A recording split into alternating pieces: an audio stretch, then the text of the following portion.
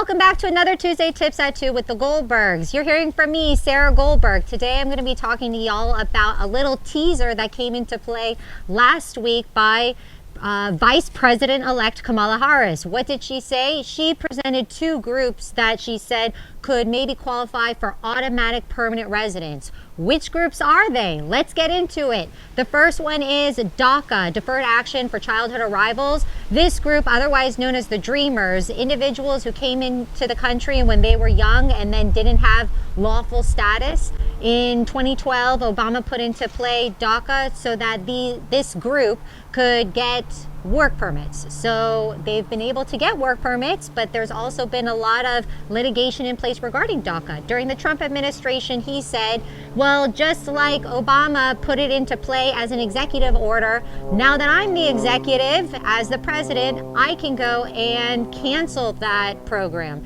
And that's exactly what Trump tried to do. Lots of litigation came into play, especially this summer, where it went from one judge saying, yes, it can be open, to then Department of Homeland Security issuing a memo saying, no, it can't. Then another judge saying, hey, Department of Homeland Security, you actually didn't have authority to do what you did. So DACA is back open. Not only is it open for those trying to renew, it's also open for individuals who are applying for the first time. This is a huge change that came into play. So now DACA recipients are probably really excited. I've been getting calls about it. And if you're someone who's been thinking about applying for DACA, but you're not sure if you qualify, come, give us a call. We're doing free phone consultations regarding DACA and seeing if you qualify. And so Kamala Harris said DACA recipients may be able to get permanent residence automatically. The other group is TPS, Temporary Protected Status.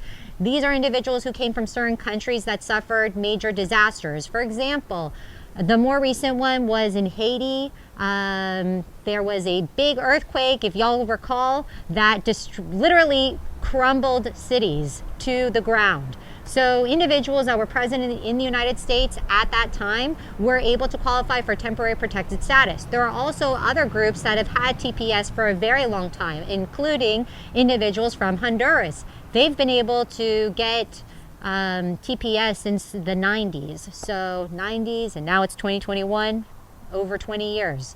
During the Trump administration, he tried to close out TPS, and that really shook a lot of individuals because they had been living here for so long. And although the T in TPS means temporary, it didn't feel temporary, as those people have been living here, growing their businesses, their lives, their families. And so then to be told that next year they don't get to renew was a big shock. That might all change this new administration as, again, Vice President-elect Kamala Harris put that into play.